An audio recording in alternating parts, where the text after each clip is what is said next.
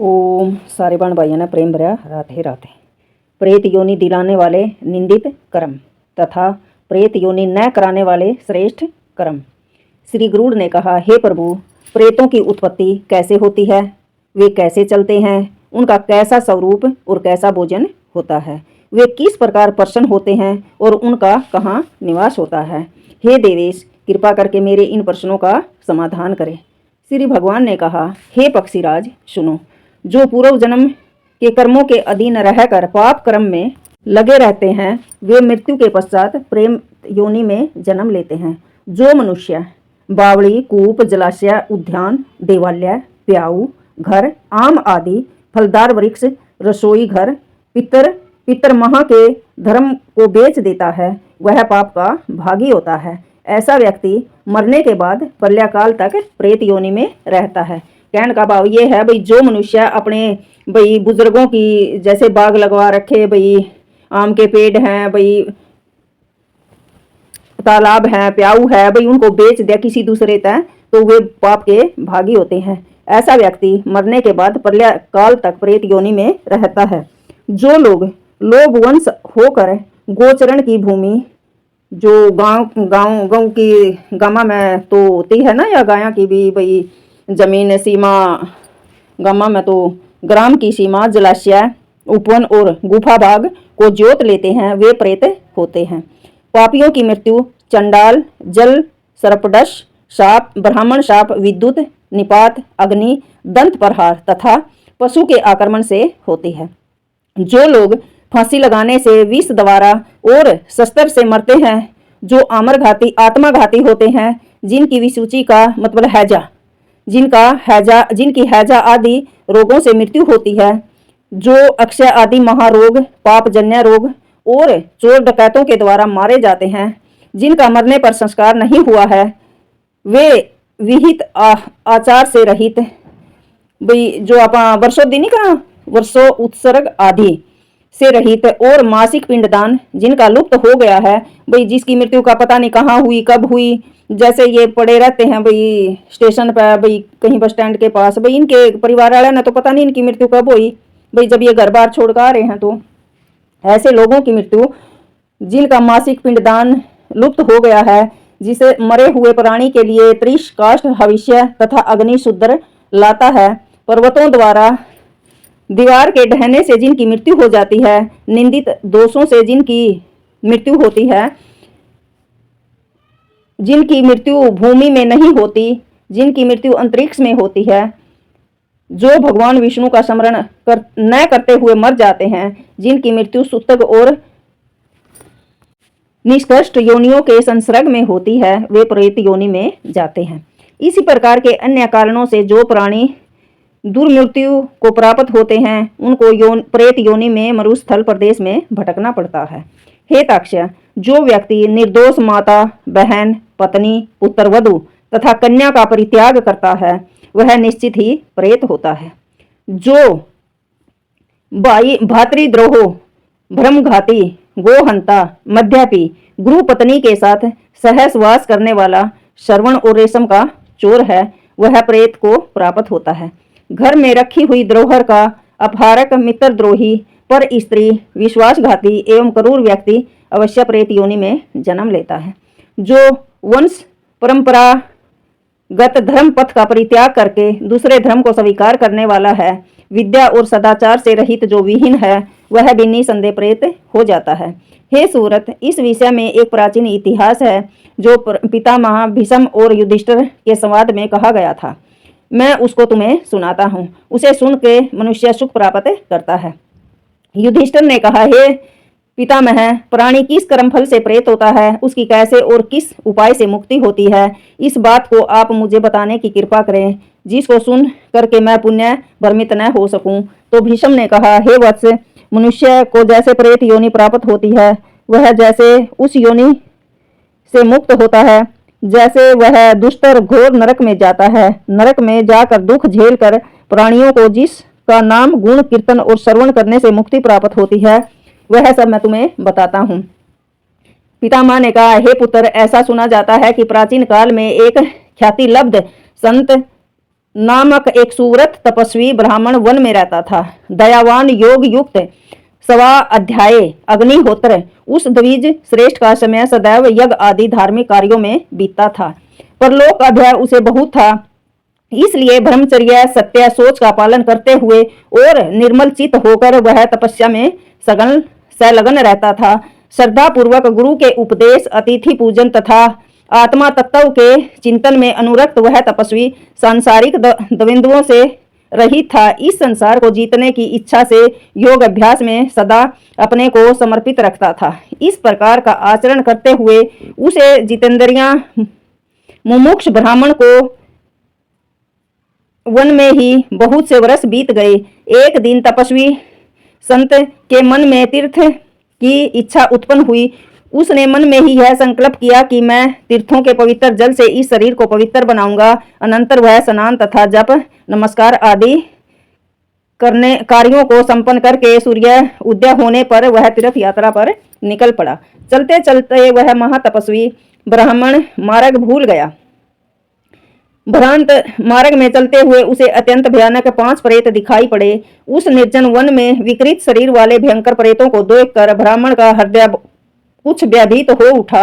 इसलिए वहीं पर खड़े होकर वह विस्फारित नेत्रों से उसी ओर देखता रहा। इसके पश्चात ब्राह्मण ने अपने भय को दूर कर धैर्य का सहारा लिया और मधुर भाषा में पूछा, हे विकृत मुख वालों, तुम सब कौन हो? कैसा पाप कर्म तुम लोगों ने किया जिसके फल से तुम्हें यह विकृति प्राप्त हुई? तुम सब कहाँ जाने का निश्चय कर रहे हो? तो प्रेतराज ने कहा, हे द्विज श्रेष्ठ, हम सभी ने अपने अपने कर्मों के कारण प्रेत योनि को प्राप्त किया है, पर द्रोह में रत होने के कारण हम पाप और मृत्यु के वश में हुए नित्य भूख प्यास से पीड़ित रहकर यह प्रेत जीवन बिता रहे हैं। हम लोगों की वाणी उसी पाप से विनष्ट हुई है, शरीर कांतिहीन हो गया, हम संज्ञाहीन और विकृत चित्त वाले हो गए। हे तात, हमें दिशाओं तथा विदिशाओं का भी कोई ज्ञान नहीं है। पाप कर्म से पिशाच बने हुए हम मूढ़ प्राणी कहाँ जा रहे हैं, हमें ये भी ज्ञान नहीं है। हम लोगों के न माता है न पिता है। अपने कर्मों के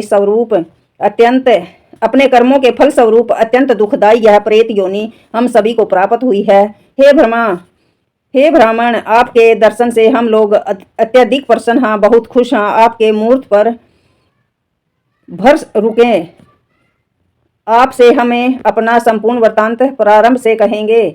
आप कुछ देर के लिए यहाँ रुके, हम आपसे अपना संपूर्ण वृत्तांत बताएंगे। उनमें से एक प्रेत ने कहा, हे विप्रदेव, हमारा नाम पर्युषित है, यह दूसरा सूचिमुख है और तीसरा शिखर, चौथा रोधक और 5वां लेखक है।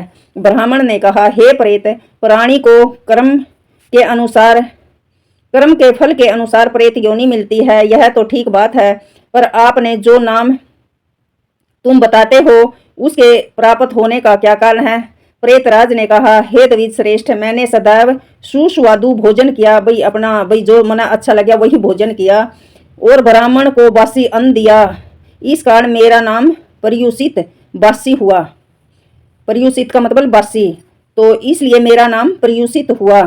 भूखे ब्राह्मण की याचना को सुनकर यह शीघ्र ही वहां से हट जाता था, इसलिए यह शीघ्र नाम का प्रेत हुआ।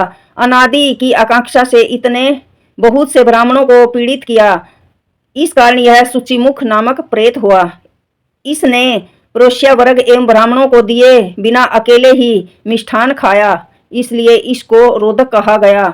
यह कुछ मांगने पर मौन धारण करके पृथ्वी उदेरने लगता था, इसलिए उस कर्म फल के अनुसार यह लेखक कहलाया। हे ब्राह्मण, कर्म भाव से ही प्रेत और इस प्रकार के नाम की प्राप्ति हुई। यह लेखक मेष मुख, रोधक पर्वताकार मुख वाला, शिखर पशु की तरह मुख वाला और सूचक सुई के समान मुख वाला, इसके बेढंगे रूप को देखो। हे नाथ, हम अत्यंत दुखी हैं, मायावी रूप बनाकर हम लोग पृथ्वी पर विचरते हैं। हम सभी अपने कर्म से विकृत आकार वाले, लंबे होठ वाले, विकृत मुख वाले और बेहरिद बुरे शरीर वाले तथा भयवाक हो गए। हे विपर, यह सब मैंने अपने प्रेत का कारण बता दिया। आपके दर्शन से हम सभी में ज्ञान उत्पन्न हो गया। आपकी जिस बात को सुनने की अभिरुचि हो वह आप पूछो, उसमें मैं आपके बताने के लिए तैयार हूँ। ब्राह्मण ने कहा, हे प्रेतराज, पृथ्वी पर जो भी जीव जीते हैं वे सब आहार से ही जीवित रहते हैं। यथारूप तुम लोगों के आहार को सुनने की मेरी इच्छा है। तो ब्राह्मण ने पूछा कि हे प्रेत, पृथ्वी पर जो जीवित लोग हैं वो तो भाई आहार खाना पीना खाकर ही जीवित रहते हैं, तो आप क्या खाते हो? आपका आहार क्या है? मेरी वे बात सुनने की इच्छा है। प्रेतों ने कहा, हे द्विजराज, यदि आपकी श्रद्धा हमारे आहार को जानने की है तो सावधान होकर के आप सुनिए। हम सभी का आहार समस्त प्राणियों के लिए निंदनीय है, जिसको सुनकर आप बार बार निंदा करेंगे। प्राणियों के शरीर से निकले हुए कफ, मूत्र और पुरीसा आदि मल एवं अन्य प्रकार के उत्कृष्ट भोजन प्रेतों का आहार है। जो घर अपवित्र रहते हैं, जिसकी घरेलू सामग्रियां इधर उधर बिखरी रहती हैं, जिन घरों में प्रस्तुता आदि के कारण मलिनता बनी रहती है, वहीं पर प्रेत भोजन करते हैं। जिस घर में सत्य, सोच और संयम नहीं होता, पतित एवं दस्युजनों का साथ है, उसी घर में प्रेत भोजन करते हैं। जो घर भूत आदि बलि, देव मंत्र उच्चारण, अग्निहोत्र, स्वाध्याय तथा व्रत पालन से हीन है, प्रेत उसमें ही भोजन करते हैं। जो घर लज्जा एवं मर्यादा से रहित है, जिसका स्वामी स्त्री से जीत लिया गया है, वहां प्रेत भोजन करते हैं। जिस घर में नित्य कलह ये सब दुर्गुण विद्यमान रहते हैं, वहां पर प्रेत भोजन करते हैं। हे दृढ़व्रत तपोनिधि विप्रदेव, हम सब इस प्रेत भाव से दुखी हैं। जिसे प्रेत योनि प्राप्त न हो वह हमें बताएं। प्राणी की नित्य मृत्यु हो वह अच्छा है, पर उसे कभी भी प्रेत योनि न प्राप्त हो। ब्राह्मण ने कहा, नित्य उपवास रखकर कच्छ एवं चंद्रायण व्रत में लगा हुआ तथा अनेक प्रकार से अन्य व्रतों से पवित्र मनुष्य प्रेत नहीं होता। जो व्यक्ति जागरण सहित एकादशी व्रत करता है और अन्य सत्कर्मों से अपने को पवित्र रखता है, वह प्रेत नहीं होता।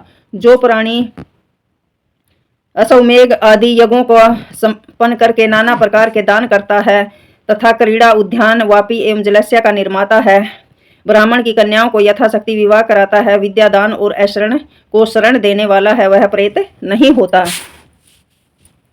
खाए हुए शुद्ध अन्न के जठर स्थित रहते हुए जिसकी मृत्यु हो जाती है या जो दुर्मृत्यु से मरता है, वह प्रेत होता है। जो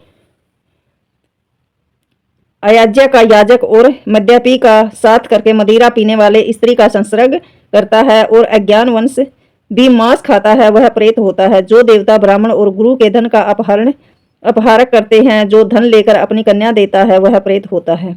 जो माता, भगनी, स्त्री, पुत्रवधू तथा पुत्री का बिना कोई दोष देखे परित्याग कर देते हैं, उसे भी प्रेत होना पड़ता है। जो विश्वास पर रखी हुई पराई द्रोह का अपहरता है, मित्रद्रोही है, सदा पराई स्त्री में अनुरक्त रहता है, विश्वासघाती और कपटी है, वह भी प्रेत योनि में जाता है। जो प्राणी भ्राताद्रोही है, जो अपने भाइयों से द्वेष रखता है, ब्रह्महंता है, गोहंता है, मद्यपी है, गुरु पत्नी गामी, इनका संसर्गी और वंश परंपरा का परित्याग करके सदा झूठ बोलता रहता है, श्रवण, सोने की चोरी तथा भूमि का अपहरण करता है, वह भी प्रेत होता है। भीष्म ने कहा, हे युधिष्ठिर, इस प्रकार ब्राह्मण संत ऐसा कह ही रहा था, आकाश में दंदूर भी बजने लगे। देव ने उस ब्राह्मण के ऊपर फूलों की वर्षा की। प्रेतों के लिए वहां 5 देव विमान आ गए। विधिवत उस ब्राह्मण की आज्ञा लेकर वे सभी प्रेत दिव्य विमानों में बैठकर स्वर्ग में चले गए। इस प्रकार ब्राह्मण के द्वारा प्राप्त ज्ञान एवं उसके साथ संभाषण एवं पुण्य संकीर्तन के प्रभाव से उन सभी प्रेतों का पाप विनष्ट हो गया और उन्हें परम पद की प्राप्ति हुई। तो सूत जी ने कहा, इस आख्यान को सुनकर गरुड़ जी पीपल पत्थर के समान कांप उठे। उन्होंने पुण्य मनुष्य के कल्याण के लिए श्री भगवान विष्णु से पूछा। तो ये बात भीष्म पितामह ने युधिष्ठिर तय बताई। युधिष्ठिर ने पूछा, भाई किस कर्म तय भाई भूत प्रेत बना रिया, के खावर कहाँ रवे? तो भाई अच्छे और बुरे कर्मा का फल था। तो सारे बाण भाइया ना प्रेम भरा, राधे राधे, जो भी करो सोच का करो, अच्छा बोलो, अच्छा देखो, राधे राधे।